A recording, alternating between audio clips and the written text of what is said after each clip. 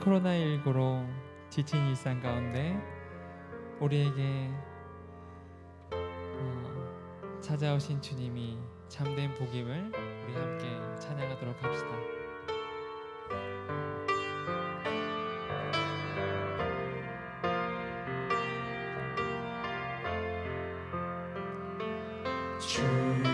주님과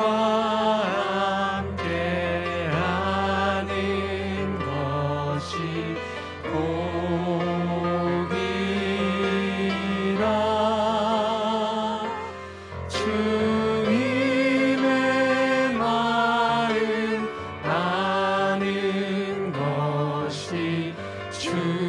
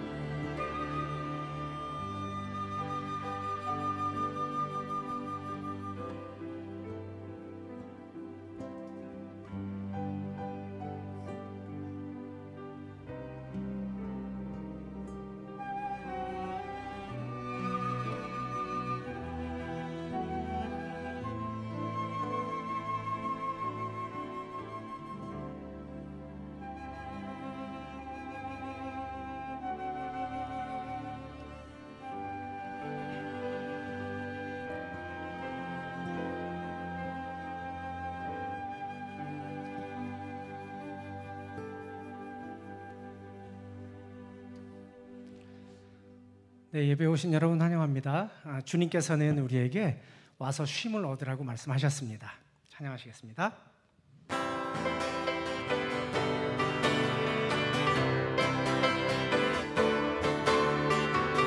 무거운 짐진 자들아, 무거운 짐진 자들아, 다 내게로 오라. 너희를 쉬게 하리라. 평안히 갈 곳을 잃은 자들아, 다 내게로 오라. 너희를 인도하리라. 내게로 와서 쉬어라. 내게 배우라. 나는 온유하고 마음이 겸손하니 와서 쉬어라. 내게 배우라. 내 짐은 가볍고 내 멍엔 편하다. 내 안에 거하라. 마음의 쉼을 얻으리라. 무거운 짐진 자들아, 무거운 짐진 자들아, 다 내게로 오라. 너희를 쉬게 하리라. 평안히 갈 곳을 잃은 자들아, 다 내게로 오라. 너희를 인도하리라. 내게로 와서 쉬어라. 내게 배우라. 나는 온유하고 마음이 겸손하니 와서 쉬어라. 내게 배우라. 내 짐은 가볍고 내 멍엔 편하다. 내 안에 거하라. 마음의 쉼을 얻으리라. 내 안에 거하라. 내 안에 거하라. 마음의 쉼을 얻으리라. 내 안에 거하라. 내 안에 거하라. 마음의 쉼을 얻으리라.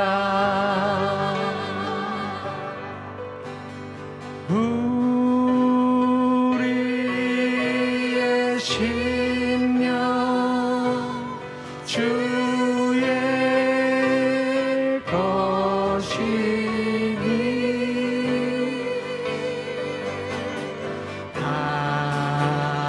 당신의 형상 만드소서. 주인도 따라, 주인도 따라 살아갈 동안 사랑과 충성을 바치오리다. 십자가를 질 수 있나? 십자가를 질 수 있나? 주가 물어보실 때 죽기까지 따르오리. 저들 대답하였다. 너는 기억하고 있나? 너는 기억하고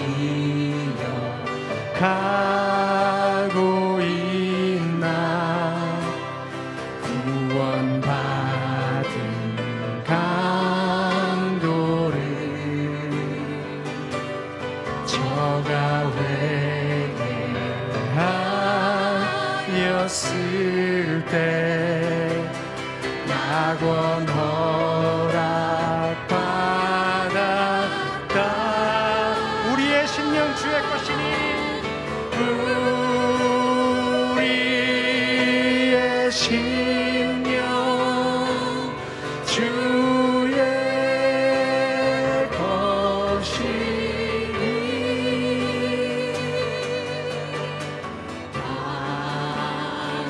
당신의 형상 만들소서. 주 인도 따라 살아갈 동안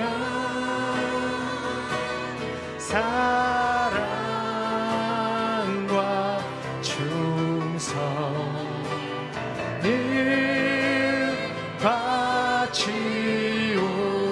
바치오리다. 주께 내 옷 맡기겠나? 주께 내 옷 맡기겠나? 죄 웃음을 믿으며 걱정 근심 어두운 그늘 너를 둘러 덮을 때 이런 일 다 할 수 있나? 이런 일 다 할 수 있나? 주가 물어보실 때 용감한 자 옛날처럼 선뜻 대답하리라. 우리의 심령 주의 것이니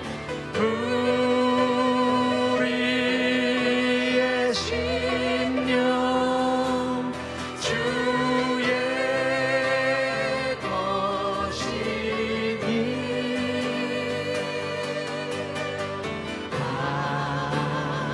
당신의 형상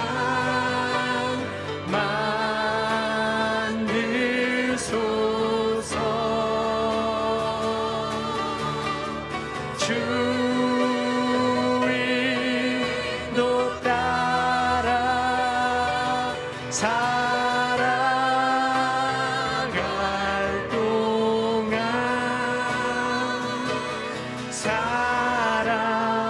사랑과 충성을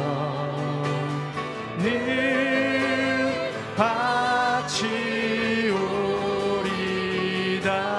우리의 심령 주의 것이니 우리의 심령 주의 것이니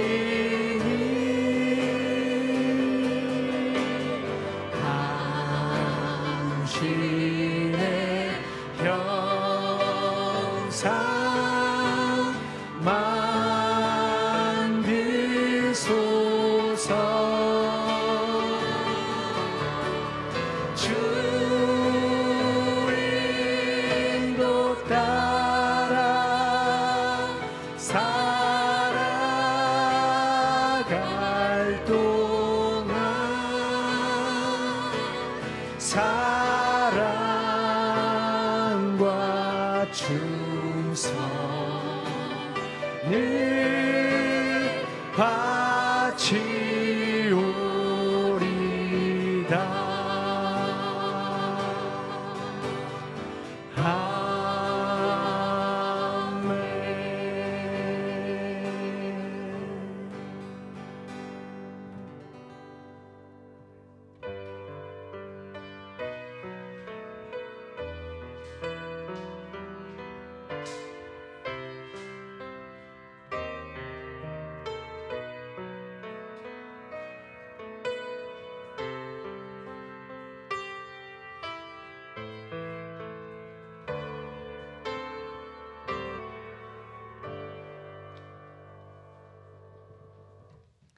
다 같이 기도하시겠습니다.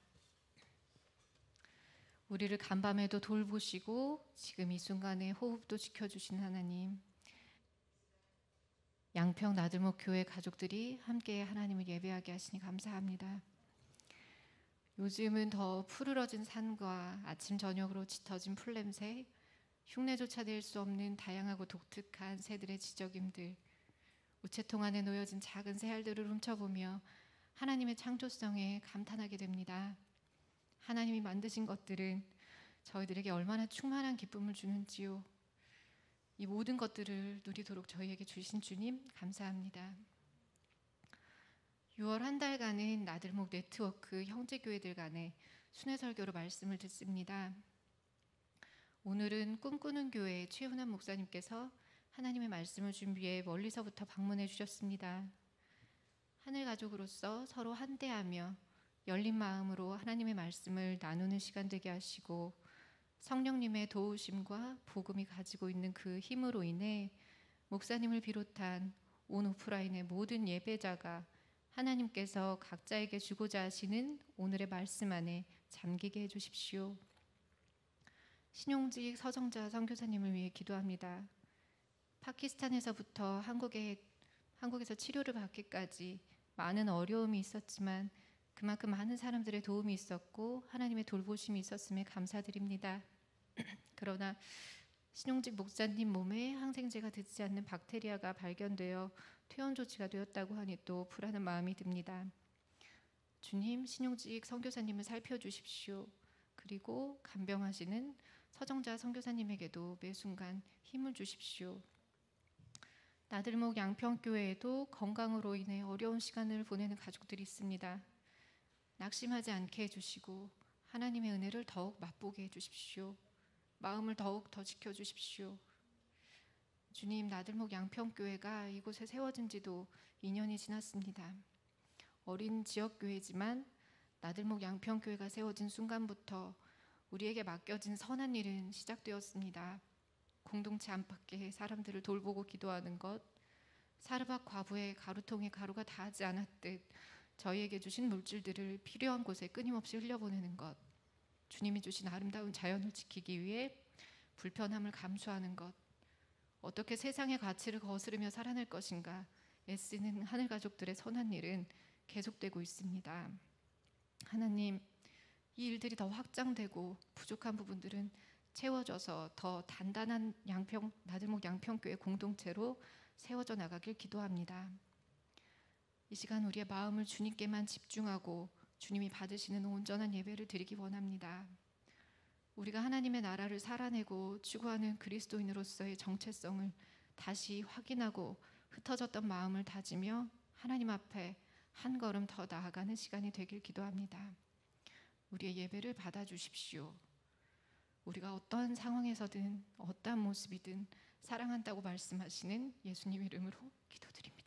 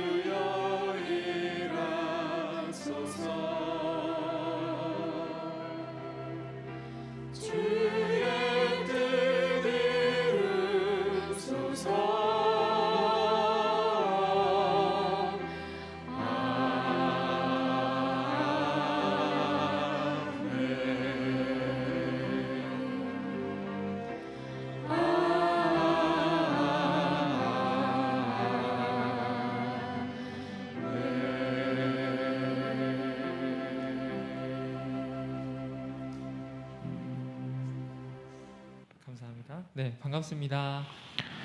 네, 오늘은 순회 설교 두 번째 시간입니다. 이게 좀 낯서신 분들이 계실 수 있을 것 같아요. 저희가 나들목 네트워크 교회로 한나의 교회가 5개 교회로 나눠지고 나서 1년에 2차례 이 5교회 형제 교회 대표 목사님들이 각 교회를 순회하시면서 말씀을 전해 주십니다. 오늘은 아주 특별히 꿈꾸는 교회에서 대표 목사님으로 지금 심화하고 계시는 최원아 목사님께서 왜 쉬어도 피곤할까라는 제목으로 저에게 말씀 전해 주시겠습니다. 목사님 올라오실 때 뜨거운 환영의 박수 부탁드리겠습니다.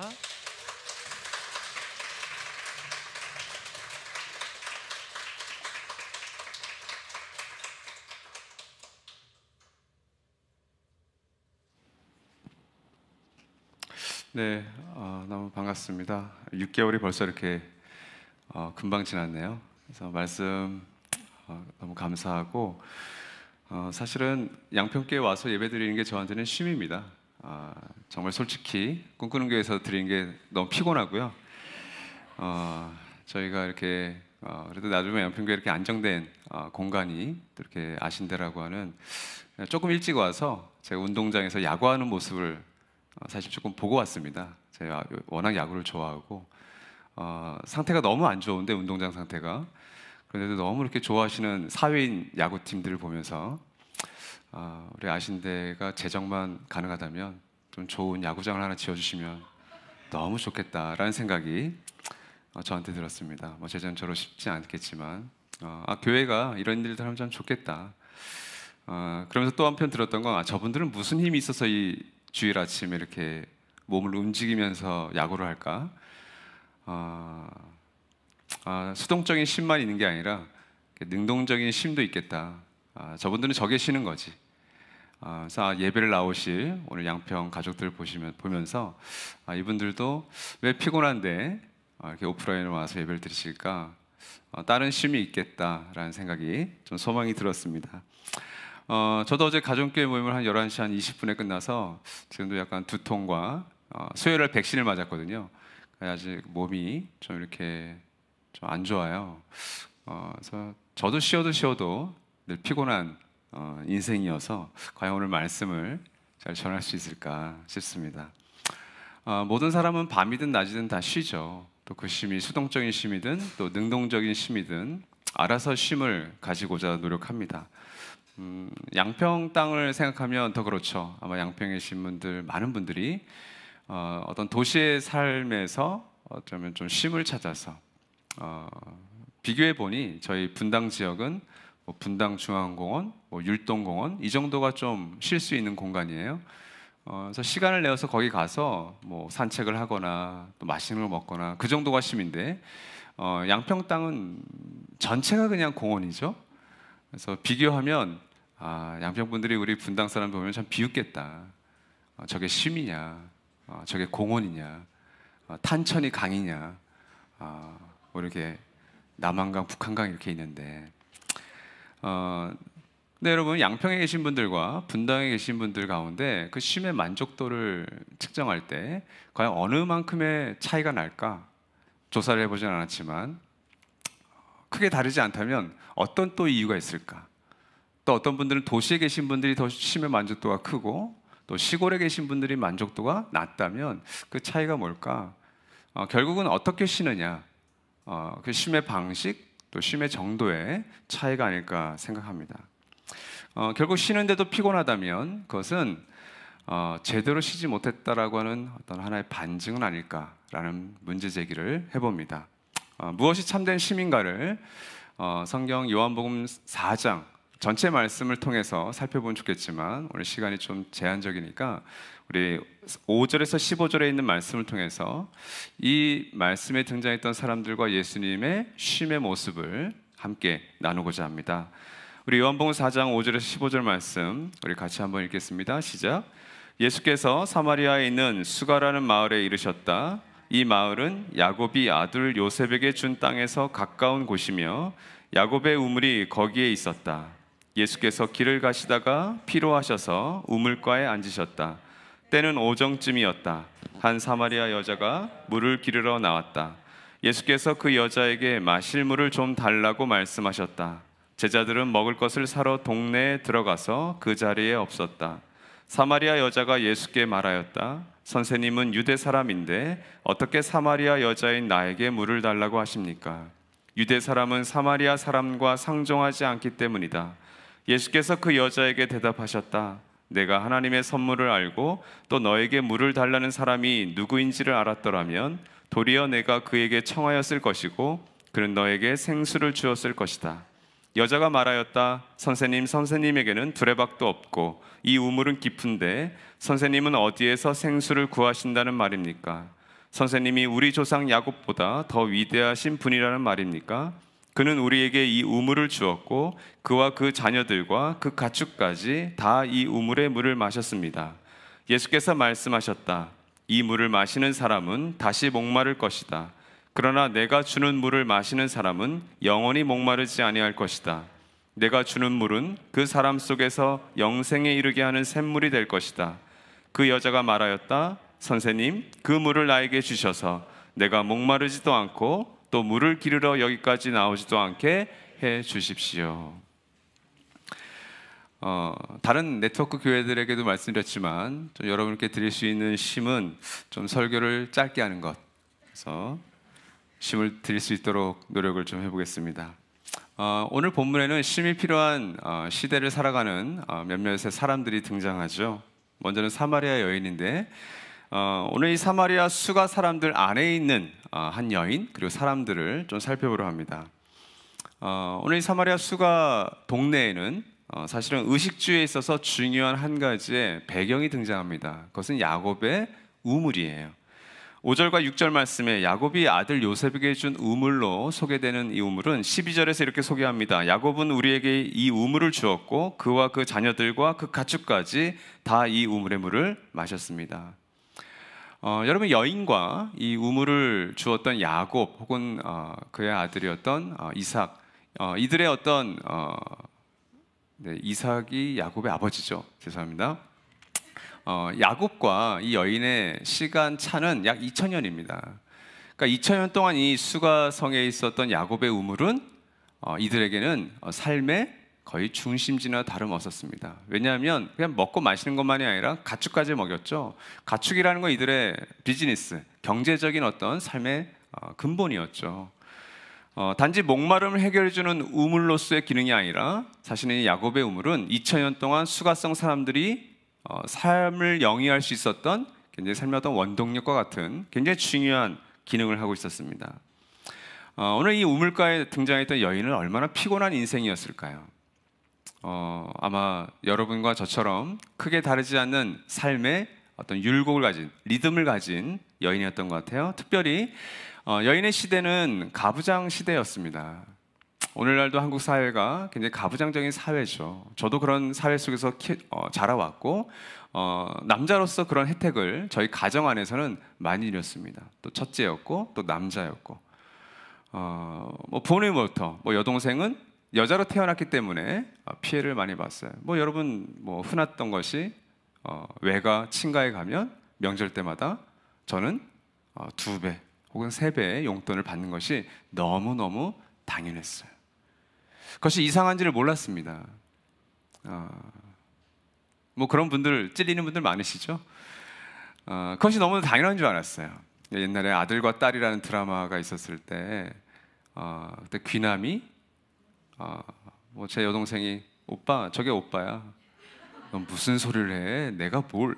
나중에 군대 가서 깨달았죠. 저게 내 모습이었구나. 그래서 첫 전화에 여동생에게 전화해서 제가 회개했던 기억이 납니다. 여러분, 여인은 그냥 여자로 태어났기 때문에 이 사회에서 무시당하는 인생을 살았습니다. 9절 말씀을 보면 여인은 또한 인종차별을 겪었어요. 유대 남자에게, 유대 사람에게 사마리아 여인은 거의 개보다 못한 존재였죠. 유대 남자들이 기도할 때 3가지에 대해서 감사했다고 그랬죠. 내가 개로 태어나지 않은 것, 이방인으로 태어나지 않은 것, 여자로 태어나지 않은 것에 내가 감사한다. 인종차별이 당연했던 시대였습니다. 또한 17절을 보면 여인에게는 남편이 5이 있었네요.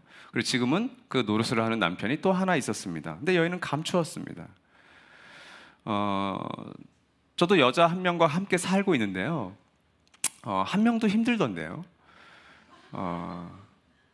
뭐 제 아내도 마찬가지겠죠. 저 같은 남자가 5이 더 있다, 아내는 인생을 잘 살 수 없을 겁니다.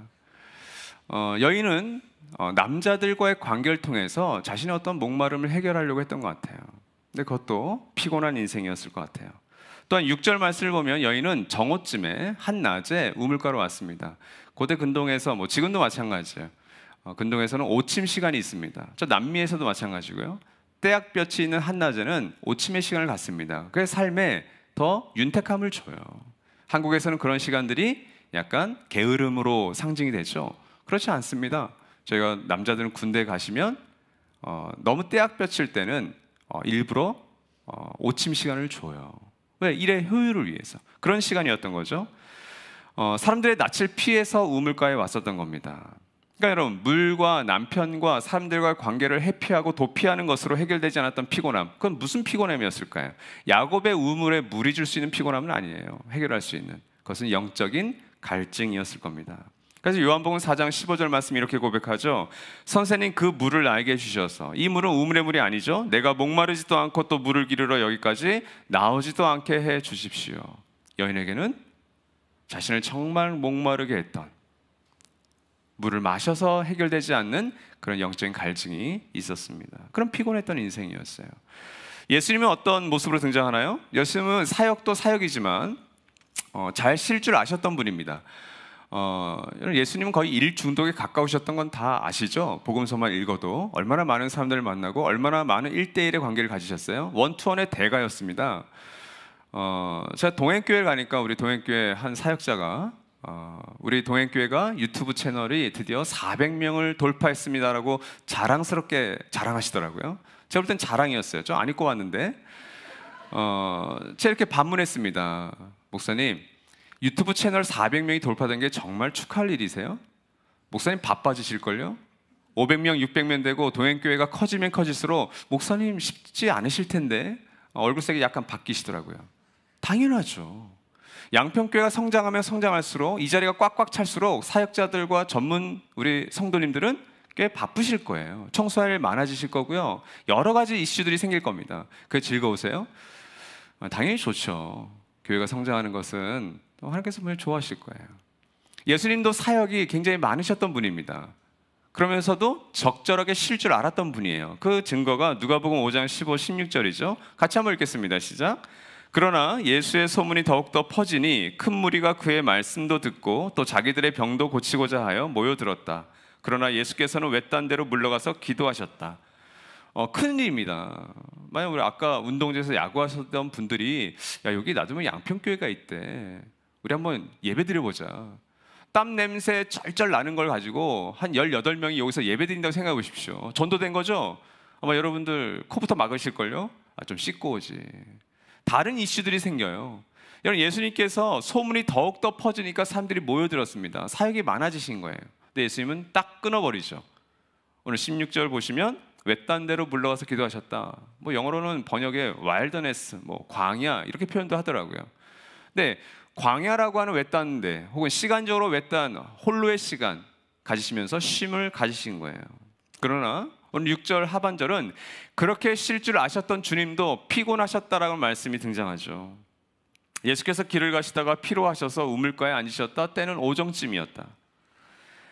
유다라고 하는 남쪽 유다에서 북쪽 갈릴리라고 하는 곳으로 가는 여정이었습니다. 일종의 고향으로 가시는 거였죠. 근데 그 중간에 사마리아가 있었어요. 보통의 유대인들은 그것을 관통하지 않습니다. 더럽다라고 불결하다고 생각했던 곳이기 때문에 둘러서 가는 거죠. 근데 예수님은 어떤 의도를 가지고 분명히 가신 것 같아요. 관통해서 가시는 거였어요. 그래서 공동 번역에서는 뭐 먼 길에 지치신, 또 현대인의 성경에서는 뭐 피곤하여. 그러니까 예수님 분명히 피곤하셨어요. 그리고 피곤함을 피할 수 없었습니다. 오늘 뭐 6절 하반절 말씀을 봐도 육체적으로는 떼약볕이었겠죠. 오정쯤이었으니까. 그리고 7절 말씀에서는 갈증으로 분명히 피곤하셨어요. 또 8절에선 제자들은 예수의 먹을 것을 찾으러 동네에 들어가셨습니다. 그러니까 배고프셨어요. 지금 여러분과 저의 상태죠. 아침 안 드신 분들 지금 배고프실 거예요. 저도 지금 약간 배가 고파오려고 합니다.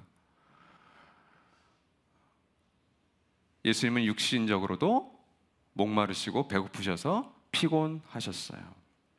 또한 심리적으로는 어떠셨을까요? 우리가 4장 1절 말씀을 읽지는 않았지만 바리새파 사람들의 귀에 자신의 손이 들어간 것을 아셨다, 이렇게 되어 있습니다.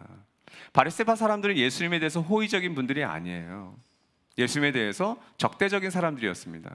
뭐 그 중에 일부가 제자가 되기도 했지만 바리새파 사람이 무슨 얘기를 했을까요? 예수에 대해서 별로 좋지 않은 얘기를 했을 거예요. 심리적으로 압박이 되는 거죠. 저희도 그렇지 않습니까? 우리가 가정교회를 할 때, 교회 공동체를 할 때, 또 회사 생활을 할 때 어떤 밥을 먹을 때 나와 좀 편한 사람과 먹는 것이 좋지. 분명히 저 사람이 나를 해코지한 걸 알고 나를 뒷담화하는 걸 알고 나에 대해서 싫어하는 걸 아는데 내가 같이 밥을 먹는다? 굉장히 불편합니다. 심리적으로 힘든 거예요. 그러니까 예수님은 육체적으로든 심리적으로든 피곤하셨어요. 늘 생기가 넘쳐서 막 불같은 말씀을 전하고 그런 게 아니세요. 인간의 몸을 입고 계셨기 때문에 정말 죽고 싶을 정도로 힘든 순간이 꽤 많지 않으셨을까요? 제자들이 배신했을 때, 사역의 열매 보이지 않았을 때, 또 여러 사람들에게 배신을 당했을 때, 자신을 호산나라고 하면서 굉장히 환호했던 사람들이 십자가에 못 박으라 외쳤을 때 인간적인 배신감을 많이 느끼셨을 겁니다. 코로나 이전에도 우리는 피곤했습니다. 그리고 앞으로도 피곤할 것입니다. 그러나 코로나 때문에 더 피곤해진 시대를 살아갑니다. 약 1년 4개월 동안 이 코로나가 유지되고 있네요. 여러분 1년 4개월 동안 너무 애쓰셨습니다. 양평이라고 하는 너무 좋은 천혜의 자연 환경 속에서 마스크를 쓰시면서 살아야 한다니, 도시나 양평이나 무슨 차이가 있습니까? 저 같으면 얼마든지 양평에서는 마스크 벗고 거리두기 신경 쓰지 않고 사셔도 될 것 같은데, 코로나 블루라는 말이 이제는 아이들도 알고 있습니다. 블루는 파란색이죠. 근데 영어로 이 블루라는 단어가 우울증이라는 단어로 쓰여요. 그래서 코로나 플러스 블루, 코로나 블루의 시대를 살아갑니다. 사람은 그냥 무기력해요. 우울증이 사실 그 통계를 보지 않아도 수많은 사람들의 통계가 보여주고 있습니다. 거리두기라는 말이 너무 익숙해졌죠? 또 마스크 생활은 언제쯤 끝날 수 있을까요? 참 참담한 것은 제 아이가 이제 5살인데 어린이집을 갈 때 자기가 마스크를 찾더라고요. 엄마 마스크. 아이스크림 먹어도 한 입 먹고 마스크를 또 쓰더라고요. 그 모습 너무 애잖아요. 2-3살 아이들도 그 마스크를 자기가 챙기던데요. 이런 시대가 되어버렸습니다. 배달 산업들은 너무 폭증했죠. 가전 산업들도 집콕 시대가 길어지면서 폭증했어요. 오늘날 우리 많은 현대인들은 직간접적으로 쉼의 시간을 많이 가지려고 합니다. 왜? 피곤하니까. 피곤하다 느끼니까. 대표적인 게 뭐죠? 먹방, 먹는 거예요. 유튜브를 보십시오. 예능을 보십시오. 저는 먹는 것 투성이에요. 어떤 채널 틀어도 여러분 다 먹어요. 이게 언제쯤 끝날까요? 이 먹는 방송이. 저는 제발 좀 끝났으면 좋겠어요. 왜 그러냐면 한국을 모르는 외계인이 와서 우리 한국 방송을 보면 이 나라는 먹을 게 별로 없구나. 그렇게 먹는 걸 방송에 이렇게 보여주는구나. 대리만족하라고. 근데 우리가 먹는 게 없어서 그렇게 먹는 방송을 보나요? 그렇지 않아요. 그렇죠? C.S. 루이스도 같은 얘기를 했었어요. 이상하다. 성적인 것이 너무 범람되어 있어요. 그럼 여기는 성적인 생활을 잘 안 해서 그런가? 비슷한 예입니다. 요즘 어떻죠? 집과 인테리어를 많이 넘어왔죠? 제가 예언했었습니다. 제가 미국에 살다가 왔을 때 나트목교에서 설교할 때 분명히 이제 이 푸드 채널이 태세하고 이제 집과 인테리어가 많이 부흥할 겁니다. 근데 왔더라고요. 집과 인테리어에 신경을 많이 씁니다. 대리만족하는 거죠. 내 집은 지금 형편없지만 야 그래도 저걸 보면서 저는 살고 싶다. 저는 저희 아이들에게 보여주기가 굉장히 부끄러워요. 우리 집과 저런 집을 비교하면 우리 아이들은 어떤 생각을 할까? 잘 보여주지 않습니다. 또 어떤 게 또 유행이죠? 반려묘, 반려견, 식물 키우는 거, 그렇죠? 그런 것들 많이 유행하고 있어요. 또한 여행, 캠핑, 레저, 이 4가지 종류가 유독 한국 사람들이 많이 좋아하는 것 같아요. 아니 한국 사람만이 아니라 미국 사람들 좋아했어요. 근데 여러분 그 모든 4가지 종류의 쉼을 가져다 준다는 것들이 뭐와 결부되어 있는지 아십니까? 돈입니다. 이 4가지는 돈이 많으면 많을수록 더 잘 쉴 수 있다고 얘기하세요. 식물 좋아하시는 분 계세요? 분재?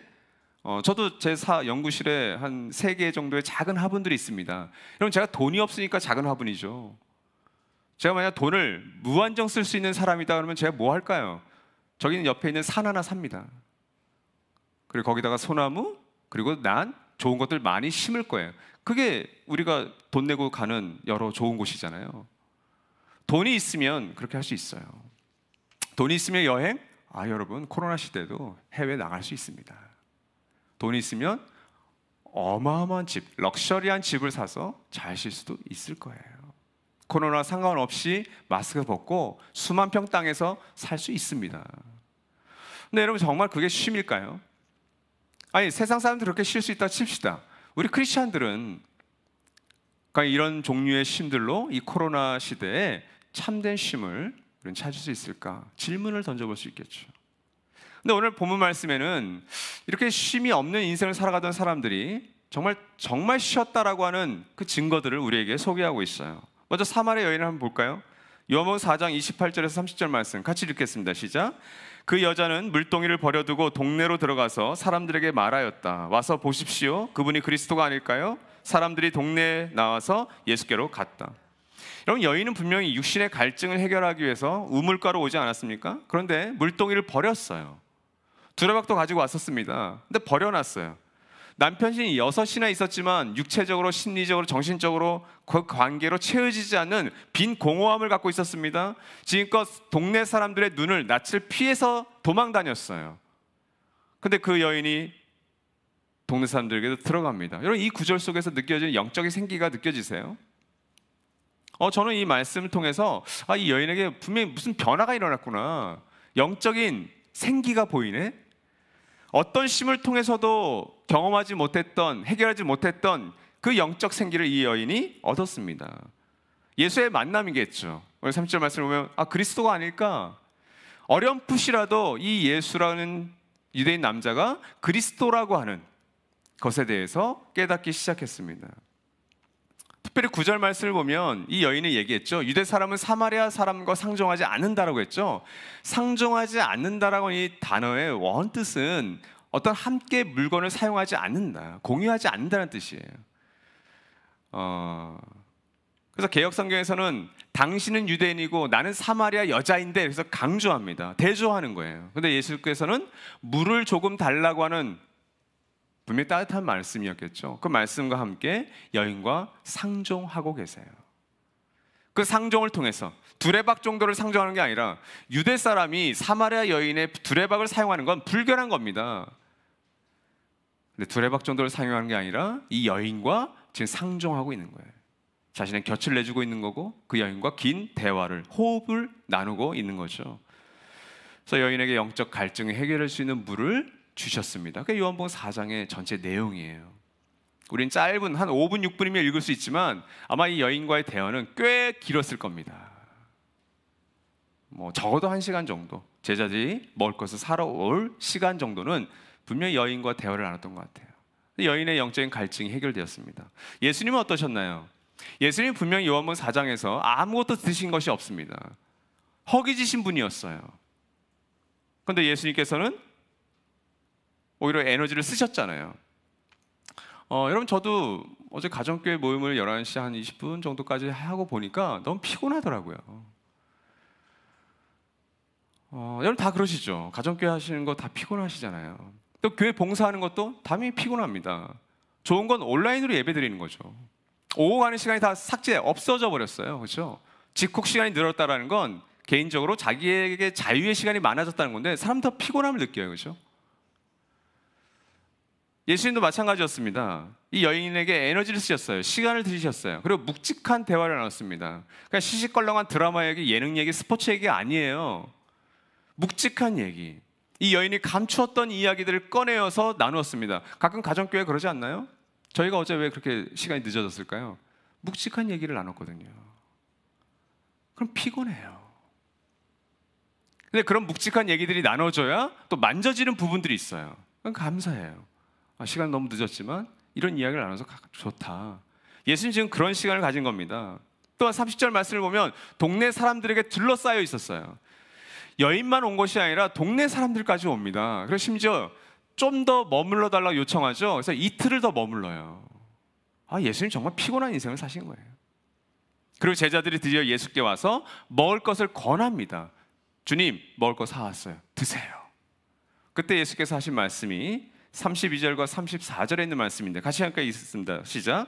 그러나 예수께서는 그들에게 말씀하시기를 나에게는 너희가 알지 못하는 먹을 양식이 있다 하셨다. 제자들은 누가 잡수실 것을 가져다 드렸을까 하고 서로 말하였다. 예수께서 그들에게 말씀하셨다. 나의 양식은 나를 보내신 분의 뜻을 행하고 그분의 일을 이루는 것이다. 여러분, 예수님도 배고픔으로 인해서 허기지셨을 거예요. 육신을 입었기 때문에. 근데 제자들이 먹을 것을 가져왔는데 그걸 받지 않으시죠. 그리고 나는 이미 배부르다 얘기하시는 거예요. 여기서도 영적인 생기가 느껴지지 않나요? 아니, 분명히 배고프신 분 맞는데 나의 양식은 하면서 이미 나는 그 양식을 먹었다 이렇게 얘기하십니다. 뭐 제가 상상하기로는 예수님 분명히 이렇게 말씀하셨지만 나중에 제자들이 사온 음식은 먹으셨을 거예요. 인간이시니까. 마치 저 같은 거죠. 제가 이렇게 설교를 하고 하나님께서 오늘 이런 말씀을 잘 전하는 거 하나님의 뜻이야. 하나님의 계획이야. 하나님의 양식을 제가 먹었어요. 저도 설교를 하면서 먹은 거예요, 양식을. 그래서 제가 저는 오늘 너무 배부르네요. 점심 안 먹어도 됩니다. 이럴까요? 저는 잘 먹을 것 같은데요. 예수님 분명히 그러실 것 같아요. 그렇죠? 근데 여러분, 원초적인 것, 근원적인 것, 예수님은 배부르셨어요. 그 양식을 먹었기 때문에. 여러분, 코로나 상황 속에서 우리가 더 피곤한 삶을 사는 게 분명합니다. 그런데 코로나 상황 속에서 어떤 분들은 더 생기 있게 살아가는 모습을 가끔 또 보여주시더라고요. 나중에 양평교회도 마찬가지 아닐까요? 지난 제가 소식을 들었는데 지성 목사님 통해서 이번에 드디어 이제 언약 가족 분들이 한 14분 정도 이렇게 나오셨다고 들었어요. 너무 감사하네요. 저 이번에 고작 5명밖에 안 됐는데 물론 미뤄뒀다 14명 되신 거니까 쌤쌤인데 너무 좋은 일이잖아요. 여러분, 그것을 하기까지 여러 강의와 나눔도 있었겠지만 또 별다른 은혜가 없었다 그런 분도 있을 수 있어요. 괜찮습니다. 그 시간, 그 공간, 그런 시간들을 통해서 가정교회를 함께 세워가 언제까지 세웠다. 저는 거기서도 생기가 느껴지는데요. 1월부터 6월까지 나들목 꿈꾸는 교회도 굉장히 힘든 시간이었습니다. 제가 빈말이 아닌 게 저희 꿈꾸는 교회는 성남 채플과 수서 채플을 오가야 되잖아요. 저희 만 2년 동안 오갔어요. 근데 그것이 나들목 꿈꾸는 교회 어떤 영적인 어떤 동력을 굉장히 빼앗아요. 여러분 자세히 아마 꿈꾸는 교회를 와보지 않으셔서 그럴 텐데 1부 예배가 끝나면 저희는 25분 정도를 수서로 올라가야 되잖아요. 그래서 마을지기들, 사역자들 다 세팅할 걸 가지고 갑니다. 그러면 이제 한 4시에 예배가 끝나면 3시 40분 끝나면 다시 모든 걸 철수해서 다시 또 25분을 또 성단 집으로 갖다 놔야 돼요. 그럼 그 시간 동안 뭐가 되냐면 교제가 없어요. 1부 예배를 드리고 온 하늘 가족들이 그냥 다 집으로 가야 돼요. 왜? 지금 사역자들이 얼마나 바쁜데. 2부 예배 끝나면 또 다시 돌아와야 돼요. 다른 교회가 또 예배를 드려야 되니까. 이걸 2년 했어요. 지치더라고요. 그러니까 다른 네트워크 교회를 가면 너무 감사한 거예요, 제가. 전 만 2년 동안 차 속에서 김밥 먹었습니다. 시간이 없으니까. 우리 사역자들 다. 근데 오면 점심을 대접해 주세요. 더불어함께서는 의자에 앉아서 밥을 먹을 수 있어요. 그러니까 제가 너무 죄송하죠. 죄송한 마음이 크죠. 그래서 이거 문제를 해결해야 된다. 저희가 내년 5월까지 이제 3년 돼서 나가야 되는데 7월부터 저희는 이제 공간을 찾습니다. 저희의 예산, 저희의 어떤 노력으로 될 수 있는 것이 아니어서 하나님께 정말 바짝 엎드려서 기도할 거예요. 하나님, 저희 아이들 기억하시죠? 저희 아이들 자녀들이 100명이 넘어요. 작년에 7가정이 태어났고 이번에 10가정의 아이들을 출산하세요. 무슨 아기 공장도 아니고, 그렇죠? 이제 가족 예배실이 더 커야 돼요. 그거 놓고 기도할 겁니다. 하나님, 이런 공간을 정말 주세요. 공간을 저희가 매입을 하든지 빚을 주고 이 아이들과 우리 하늘 가족들이 정말 교제할 수 있는 이런 공간을 구하고 있습니다. 그러니까 여러분 피곤해요. 그런데 지난 6개월 동안 저희가 이제 성장 사역 팀한테 우리가 뭘 했는지 좀 알려달라고. 이 비대면 상황이지만 우리가 어느 정도의 훈련과 어느 정도의 일들을 했는지를 좀 알려달라고 했어요. 이건 나도만 꿈꾸는 교회 얘기니까. 저희가 참 입지가 좋지 않습니다. 그런데도 열린 대화에 15분이 오셨더라고요. 적은 인원이지만 저희 너무 감사해요. 아니 이렇게 왔다 갔다 하는 이 교회에 15명이나 오셨다고? 그래서 풍삼첫 풍삼첫을 20명이 하셨어요.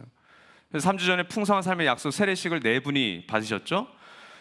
또한 7기 하늘가족이 6명이 하늘가족이 되시고, 또 지금 현재 하늘가족 디딤돌 중인데 총 9분의 또 하늘가족들이 준비하고 계세요.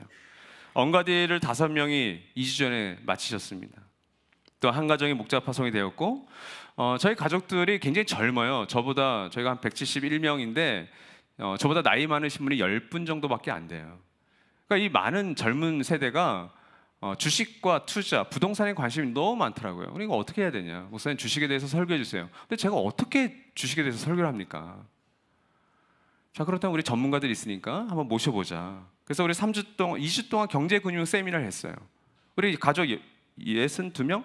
62명이 참석하셨어요. 제가 놀랐던 것은 너무 젊은 가정들, 커플 한 10가정 넘게 부부가 그 얘기를 듣더라고요. 주식을 어떻게 해야 되는지, 어떤 관점에서 주식을 바라봐야 되는지 너무 신선했어요.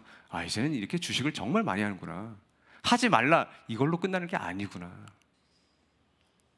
우리 아이들이 이제 성적인 고민이 되는 중학교 1학년 2학년이 왔어요. 그래서 우리 성세미나를 좀 하자.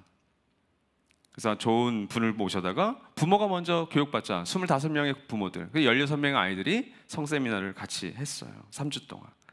주기도문 세미나를 16명, 또 지혜서를 통독하자. 욥기, 시편, 잠언, 전도서를 저와 함께 13명이 3월부터 12월까지 읽자. 매일매일 피드백을 올리자. 풍성기를 32명과 다시놓기를 12명이 하셨더라고요. 여러분, 이게 피곤한 일이에요. 이렇게 했다라는 것 자체가 지치고 쉽지 않은 거예요. 여러분, 이런 일들을 통해서 뭘 느꼈을까요? 이런 일을 통해서 영적으로 다시 한번 되돌아보는 거예요. 영적인 생기를 다시 한번. 아, 코로나 시대 정말 힘들다. 야, 꿈꾸는 교회 왔다 갔다 하는 데 힘들다. 그러나 할 수 있는 줌을 활용하든 유튜브를 활용하든 오프라인으로 모이든 우리가 그리스도를 닮아가는 일에 게을리하지 말자. 저는 나중에 코로나가 정말 종식이 되건 마스크를 벗건 거리두기가 끝나면 전 나도 뭐 꿈꾸는 교회에 대해서 소망을 갖습니다. 야, 코로나 시대에 우리가 이렇게 노력했어? 근데 코로나가 만약 종식되고 자유로워진다면 우리는 더 복음 전수하는데 노력해야지. 그리고 그런 공간까지 있으면 좋겠다. 이렇게 소망하는 거죠. 이번에 언약가족을 마쳤던 한 자매가 이런 고백을 하더라고요. 이 자매의 남편은 카센터를 하세요. 그러니까 토요일도 일을 하는 거예요. 그래서 2시에서 5시까지의 언약가족 디딤돌은 죽었다 깨어나도 참여를 못하는 거예요. 왜? 3시에 끝나니까. 그러니까 저희한테 요청하셨어요. 다른 언약가족들이 양해를 구한다면 혹 4시에 하실 수 있냐고. 4시는 제가 짜증나죠. 전 6시부터 가정교회를 해야 되는데 4시에 한다고? 근데 이 형제가 할 수 있도록 배려를 한 거죠. 그 자매가 이렇게 고백했어요. 가정교회 식구들이 돌아가면서 성남 채플에서 2 아이를 돌봐주었습니다. 식구들의 헌신으로 저희 부부가 강의를 수강했습니다. 풍산기 인도를 너무나 해보고 싶은 마음이 솟구칩니다. 청년 시절에 함께했던 친구들 가운데 결혼과 육아로 코로나와 함께 공동체에서 멀어진 친구들이 많습니다. 하나님 나라 복음을 함께 나눌 지체에게서 먼저 연락이 오게 해주세요. 필요를 표현하는 지체와 처음으로 해보고 싶습니다. 이 자매 고백이 너무 감사하더라고요. 안 했으면 큰일 날 뻔했다. 이 여인도 이 남편도 그 사마리아 여인과 사마리아의 수가성의 남자들과 같은 사람들이었어요. 근데 이번에 이 언약가족 디딤돌을 통해서 이런 감사의 고백을 하는 거죠. 여러분, 이 본문 말씀과 예수님과 여인과 사람들 보면서 참된 쉼을 살아가는 사람들의 특징 3가지를 좀 정리하고자 합니다. 먼저는 이들은 쉼 없는 인생을 먼저 절감했어요.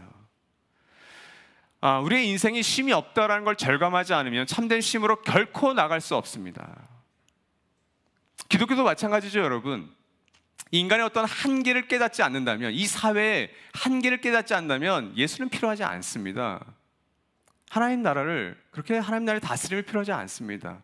최근에 우리 광주 지역에서의 안타까운 사건, 그죠? 너무 안타까운 사건이잖아요. 앞자리에 앉았던 아버지는 사시고 뒷자리에 탔던 딸은 돌아가셨어요. 그 아버지께 아직도 비밀로 하고 있어요. 충격받으실까 봐. 여러분, 이게 깨어진 세상의 여실한 모습입니다. 참된 쉼이 있다고요?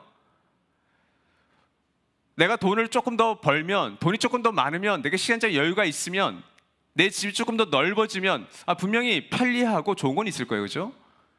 근데 정말 참된 쉼이 있을까? 거기 가보셔야 돼요. 근데 여러분, 거기 가기까지가 쉽지도 않고요. 갔는데 여러분, 참된 쉼이 없으면 어쩌시려고요? 이것이 첫 번째입니다. 오랜 세월 야곱의 우물을 중심으로 살았던 사마리아 여인과 사람들, 또한 배고픔을 먹을 것을 먹음으로 해서 해결할 수 있다고 생각했던 예수의 제자들, 우리의 자화상입니다. 요한복음 4장이 얘기하는 이 물과 음식은 현대 사회가 우리에게 적용하는, 너가 이걸 먹으면 행복해, 이걸 가지면 행복해다라고 하는 일종의 속삭임이고 유혹이죠. 특별히 자본주의 사회인 우리 시대는 돈이면 그것을 다 살 수 있다고 생각합니다. 근데 여러분, 편리함은 살 수 있어요. 제가 미국에 살 때 꽤 편리했어요. 쓰레기 분리수거하지 않습니다. 흰 봉투, 검은 봉투에 다 쓸어 모아가지고 버리면 끝나요. 진짜 편리합니다. 더 편리한 건 수박 자르는 거. 우린 칼로 하나 자르죠. 거긴 다 자른 게 다 계획, 큰 그림이 다 있어요. 여름 수련회 아이들 뭐 조그만 물 이렇게 해서 물풍선 만들죠. 미국에는 30개, 40개를 만들 수 있는 도구들도 다 만들어요. 편리함의 끝은 미국 가면 돼요. 근데 평안함은 없어요. 재미는 있어요. 쾌락은 있어요. 근데 이런 기쁨은 못 줄 수 있어요. 이게 자본주의 사회의 모습입니다. 내가 편리하고 재미있고 쾌락은 있지만 진짜 행복은 없구나. 절감하는 거죠. 여러분, 야곱의 우물이 주는 물과 남자들과의 관계가 참된 쉼이 아니라는 걸 이 여인이 알았죠? 교회도 마찬가지입니다, 여러분.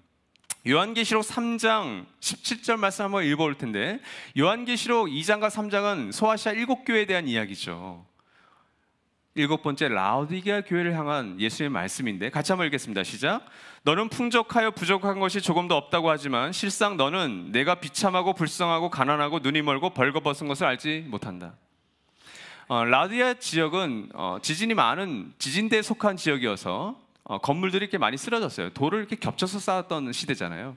근데 라오디게아 교회 같은 경우는 이 지역은 황제가 5년, 3년 납세 의무를 이렇게 면해줍니다. 그리고 이렇게 보내주죠, 돈을. 근데 라오디게아는 돈이 많은 지역이었어요. 그래서 자기들이 적립했던 돈으로 그 지진이 나서 도시가 완전히 완파되었을 때 자기들의 돈으로 재건했던 도시예요. 얼마나 돈이 많았는지. 교회도 돈이 많았겠죠. 그렇죠? 돈이 많은 분들이 있었으니까. 거기에 대한 예수님의 평가입니다. 너는 비참해, 불쌍해, 가난해, 벌거벗어서 눈이 멀었어. 5가지에 대한. 아니, 교회가 이런 평가를 받으면 얼마나 부끄럽습니까?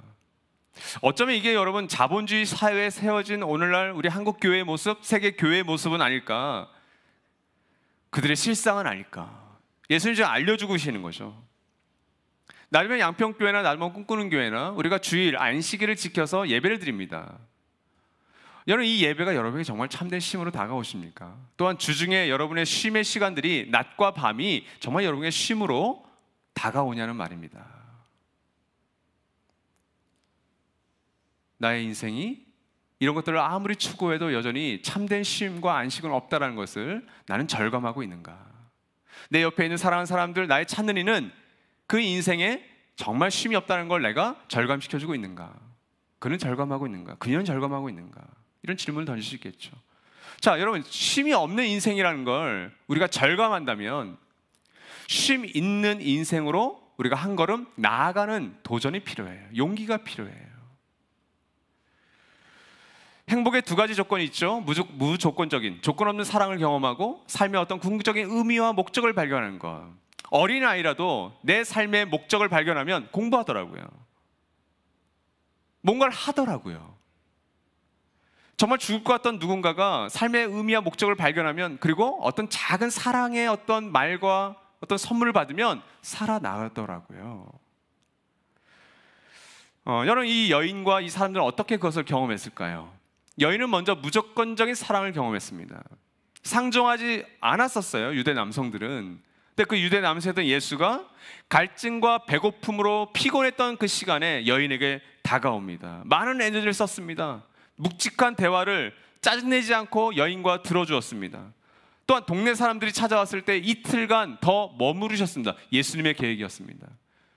보통 유대인들은 빨리라도 그 불결한 것을 피했을 텐데 예수님은 오히려 이틀을 더 머물렀고 그들과 함께 먹고 마시면서 그들의 묵직한 대화들을 나누셨겠죠. 많은 사람들도 치유해 주셨겠죠.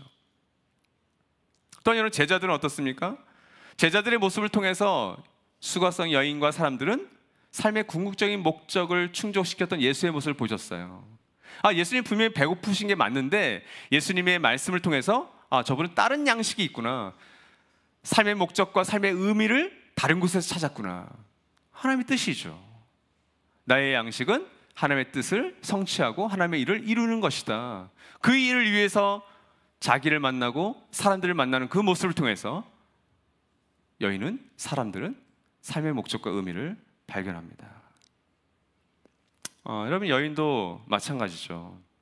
나의 양식은 하나님의 뜻을 행하고 이루는 것, 그 양식을 여인도 나중에 먹게 됩니다. 계시록 3장 18절 라오디가 교회를 향한 말씀인데 그 다음 말씀이에요. 같이 한번 읽어볼까요? 시작. 그러므로 나는 내게 권한다. 내가 부유하게 되려거든 불에 정련한 금을 내게서 사고 내 벌거벗은 수치를 가려서 드러내지 않으려거든 흰옷을 사서 입고 내 눈에 밝아지려거든 안약을 사서 눈에 발라라.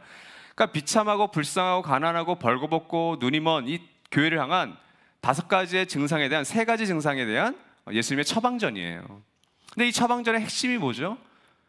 내게서에 다 걸려요. 내게서 불로 정련한 금을 사. 너 가난한데 그 금을 사. 그럼 너 부자 될 거야. 너 지금 벌거벗었어. 내게서 흰옷을 사. 그럼 수치와 부끄러움이 없어질 거야. 너 지금 눈이 멀었는데 내게서 안약을 사. 그럼 보게 될 거야. 다 그리스도에게 걸린 거예요. 무슨 의미일까요, 여러분? 삶의 목적과 삶의 의미를 우리는 다른 것에서 추구해요. 그리스도가 아닌 것에서. 근데 그리스도는 나에게서만 사야만 너의 삶의 의미와 목적이 새로워진단다. 이렇게 말씀하고 계시는 거죠. 여러분, 우리에게 그런 쉼 있는 인생으로 나아가는 용기가 필요합니다. 오늘 예배에 나오신 여러분과 제가 그런 거죠. 저 두통이 있어요. 피곤해요. 백신 때문인지 모르겠지만 백신이 아니어도 삶은 피곤해요. 사역은 피곤해요. 나들목 사역자는 원래 딱 피곤해요. 근데 여러분, 이런 예배, 가정교회 모임, 어떤 아픈 목양의 이슈를 갖고 있는 사람, 형제 자매와의 대화, 그들과의 먹고 마시는 것, 이런 모든 행위가 뭐예요? 능동적인 쉼으로 나아가는 거예요. 정말 피곤하고 지친 게 맞는데 이게 쉬는 거지. 그러면서 우리가 예배하는 겁니다. 그러면서 새벽 예배 드리는 거고요. 그러면서 금요철을 했던 거고요. 그러면서 하나님께 매달렸던 거예요. 이게 쉼이 맞구나. 그렇다면 여러분, 내가 쉼 있는 인생으로 나아갔다면, 한 걸음 나아갔다면 이제는 홀로의 쉼에서 더불어 쉼으로 나가는 것, 즉 쉼을 주는 인생으로 살아가는 것이 마지막입니다. 여인의 쉼은 확대되고 전염됐어요. 여인이 뭐라고 하죠? 나중에 29절 말씀에서 이 동네 사람들에게 와서 보십시오. 예수님의 전도 방식이었습니다. Come and see. 와서 보십시오. 요한복음 1장 39절에 예수께서 첫 제자가 되었던 2명에게 와서 보라. Come and see 하시죠. 사마리아의 최초의 여자 전도사가 바로 이 여인이었습니다. 네, 여러분, 대조적이죠. 제자들은 예수의 굶주림을 해결하기 위해서 먹을 것을 사러 동네에 들어갔는데 많은 사람들을 만났겠죠. 먹는 걸 찾기 위해서 돈을 지불했겠죠. 근데 여러분, 제자들을 통해서는 단 한 사람도 사마리아 사람들 변하지 않았습니다. 하나님 나라의 운동원이 되어야 될 이 제자들은 전혀 한 사람도 변화시키지 않았어요. 근데 이 여인이 동네 사람들을 예수께로 와서 보십시오 초청해서 하나님 나라의 잔치가 이 동네에서 일어난 겁니다. 이 여인이 뭘 먹었죠? 예수께서 드셨던 그 양식, 하나님의 일을 이루고 하나님의 일을 성취했던 그 양식을 이 여인도 먹었던 겁니다. 그리고 그것을 전염시키고 확대시키고 있는 거예요. 요한복음 4장 40절 41절 말씀입니다. 사마리아 사람들이 예수께 와서 자기들과 함께 머무시기를 청함으로 예수께서는 이틀 동안 거기에 머무르셨다. 그래서 더 많은 사람들이 예수의 말씀을 듣고서 믿게 되었다. 문제 많았던 한 여인을 통해서 이 여인이 예수를 만나 영적인 갈증함을 해결하고 와서 보십시오라는 전도장을, 초청장을 날리고 그 초청장에 반응했던 수많은 사람들이 예수께로 와서 하나님 나라의 잔치가 열린 겁니다. 저는 나중에 양평교회와 나중에 꿈꾸는 교회가 이런 하나님 나라의 잔치가 늘 일어났으면 좋겠어요. 양평은 얼마나 더 좋은 조건 속에 있습니까? 저는 양평에 계신 많은 분들이 깨어진 세상 속에서 여실히 참된 쉼이 없는 인생을 살아가고 있는 것 같아요. 그런 분들을 얼마나 많이 알고 계십니까? 커맨시 와서 보시라고. 이 아신데 이 다락방 예배당을 올 때 물론 운동장에서 야구하시는 분들을 보면서 야구를 좋아하는 분들 유혹을 받겠지만 그 유혹을 이기고 이 끝까지 오시면 이 여인이 먹고 마셨던 하나님 나라의 양식을 먹을 거라고 초청하시는 거죠. 여러분 시연해도 피곤하시죠? 앞으로도 피곤하실 겁니다. 근데 여러분 그 쉼이 나만의 홀로의 쉼은 아닌지 점검하십시오. 홀로의 쉼은 아무리 쉬어도 피곤합니다. 그러나 그 홀로의 쉼이 더불어의 쉼으로 함께 확대될 때 그 쉼은 나뉘어지고 참된 쉼에 가깝게 되겠죠. 그럼에도 불구하고 여러분 진짜 쉼은 너무나도 멀리 있습니다. 이것이 오늘 설교의 결론인 부분인데 하나님의 뜻을 행하고 하나님의 일을 이루는 것, 그것이 우리의 참된 쉼이 될 거예요. 그런 일을 감당할수록 우리의 육신은 후패해져 가지만 우리의 속은 날로 강건해질 겁니다. 새로워질 것입니다. 그럼에도 불구하고 영원한 쉼과 영원한 안식은 우리에게 아직도 멀리 있습니다. 평생을 살아도 그 완벽한 쉼은 우리에게 주어지지 않아요. 그러나 우리는 그 영원한 쉼과 안식을 위해서 한 걸음 한 걸음 피곤하고 지치고 포기하고 싶지만 걸어가는 거예요. 그리고 그 걸어가는 삶이 그렇게 나쁘지만은 않다라는 것. 99% 피곤하지만 그 1%에 진짜 쉼으로 인한 희열과 기쁨과 감사가 있다는 걸 우리의 찾는 이들에게 조금 알려주는 거죠. 저는 정말 그렇게 소망한다니까요. 그래서 제가 한 20분 정도 그 야구 하시는 분들을 잠깐 묵상한 거예요. 좋겠다. 그러나 나는 양평 가족들과 예배를 드리고 다시 내 집으로 돌아가지. 난 그게 더 쉬는 게 맞아. 여러분 이건 진심입니다. 우리 넓은 양평 가족 모든 분들에게 여러분의 참된 쉼은 이곳에서 이루어지지 않을 수도 있습니다. 아니 이루어지지 않을 겁니다. 우리의 영원한 쉼, 영원한 안식은 하나님 나라가 임하실 때 혹은 개인적인 종말을 맞이할 때 그때 비로소 완벽하게 이루어질 거예요. 그 여정을 걸어가시면서 피곤하실 때마다 오늘 이 말씀을 기억하시길 바랍니다. 그 양식을 드시고 마시는 저와 여러분 되시기를 주님의 이름으로 소망합니다. 이 시간 1분간 잠시 침묵 가운데 묵상하도록 하겠습니다.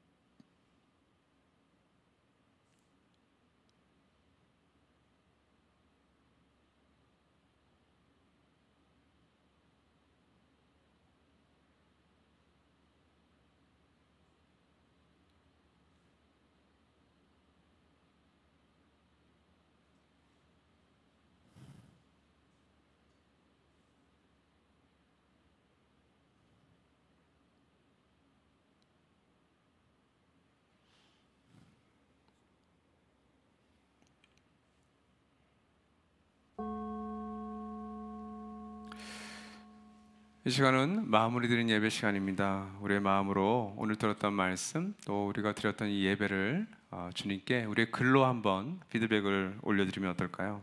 여러분 참된 쉼을 쉬고 계십니까?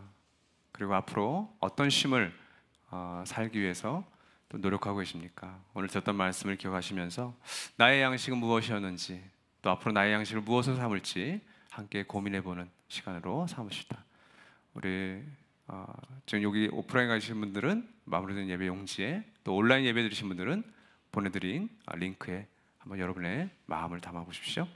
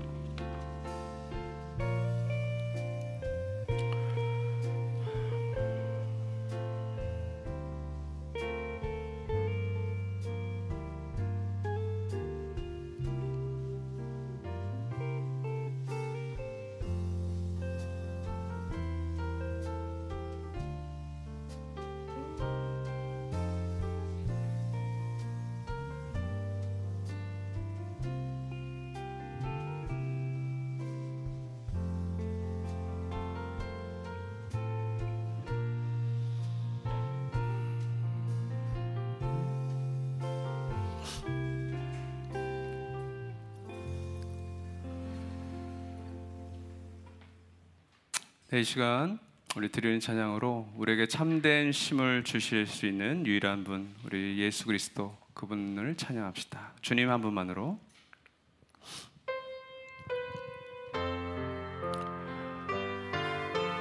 주님, 우리에게 당신만이 우리의 영적인 갈증을 해결하실 수 있습니다. 그런 고백을 담아 함께 찬양합시다. 주님 한 분만으로. 주님 한 분만으로 내 영혼 만족하네. 다른 종류의 즐거움 날 채울 수 없네. 주님 한 분만으로 내 영혼 기뻐하네. 세상이 주는 어떤 유혹도 날 흔들 수 없네.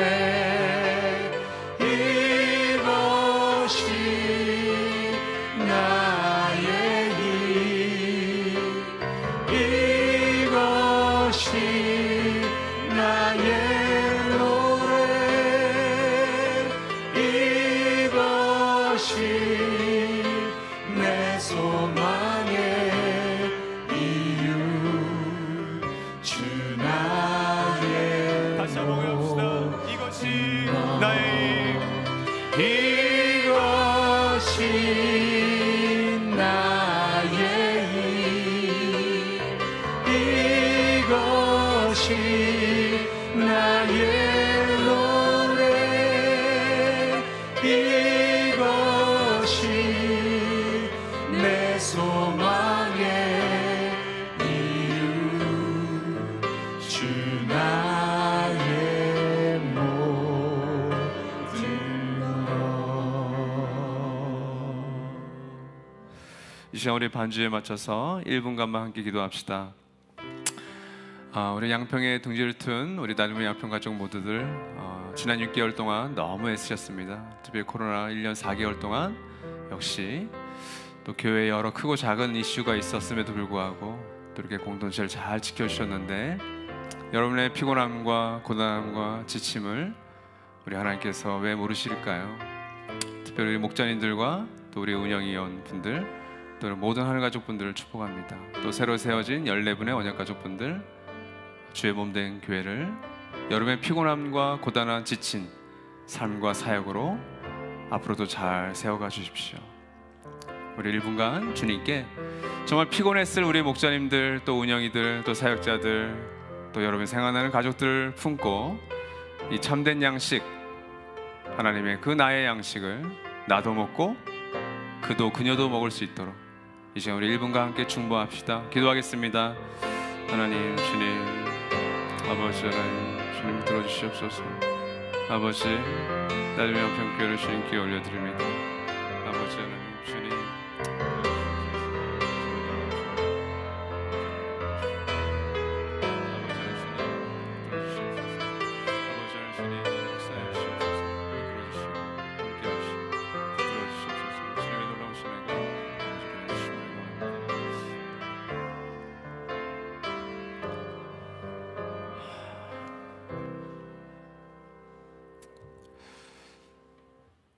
우리의 영원한 목마름과 배고픔을 유일하게 해결해 줄 수 있는 우리의 아버지 하나님, 나눔의 양평 모든 가족들을 주님의 그 은혜에 의탁 드리옵니다.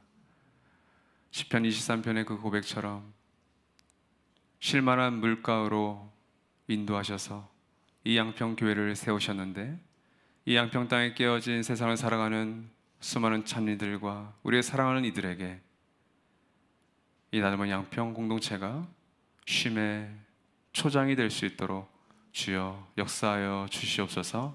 수고하고 무거운 짐을 지었던 우리 모든 하늘가족들과 리더들, 목자님들, 운영이들, 사역자들 이 시간 주님의 은혜에 의탁드리오니 주의 양식으로 목마름과 그리고 배고픔을 그 모든 영적 갈증과 배고픔을 해결할 수 있는 우리 양평 공동체 모든 가족들 되게 도와 주시옵소서.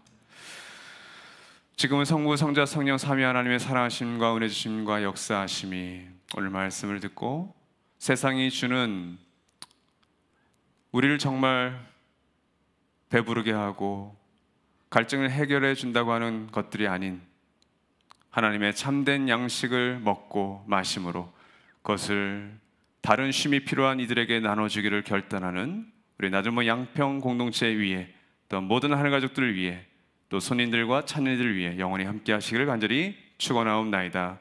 아멘.